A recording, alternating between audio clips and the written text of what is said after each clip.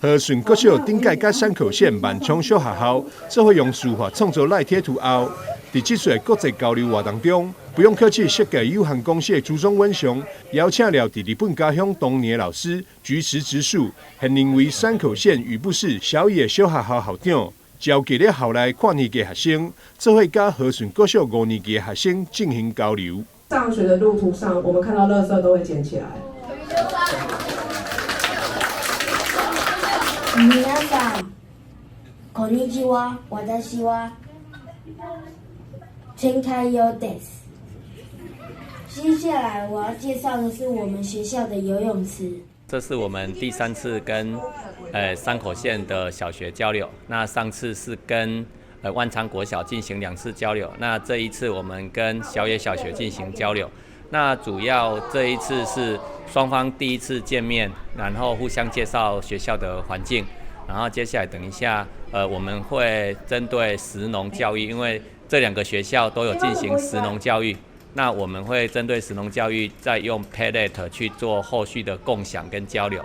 一开始伫双方校长见证下，做伙合影，表示双边学校友谊。而伫这次交流活动中，小野小学伫事前就跨海寄来当地特色小野茶，和和顺国小小朋友泡茶品尝。无同的文化甲上课模式，也互每一位和顺的小朋友拢感觉到新奇甲趣味。来喝喝看，就是小野茶，然后这些都是小朋友采的，所以你们可以喝喝看他们采的茶。你们可以跟他们讲一下你们喝的感想，这样。我觉得这次的活动很棒，也很特别，能学到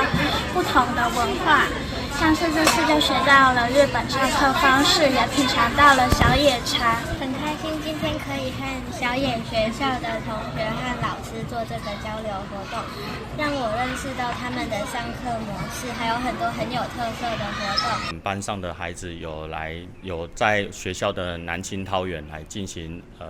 农作物的种植。那今年我们种植的是萝卜，因为萝卜跟日本其实有一点关系，因为他们叫大根，而且关东煮就是跟日本有关系的，所以我们就采取今年的种植的作物就是跟萝卜有关，因为它在台湾又叫做好彩头，也是一个很吉祥的故事。我们就希望能够透过这样文化的交流，然后带着孩子们去跟小野学校来进行食农教育的交流。在课程的最后，朱宗先生也带领和顺的小朋友学习透过 ChatGPT 来认识和顺国小特色，让小朋友认识到科技所带来的便利甲进步。记者张世伟采访报道。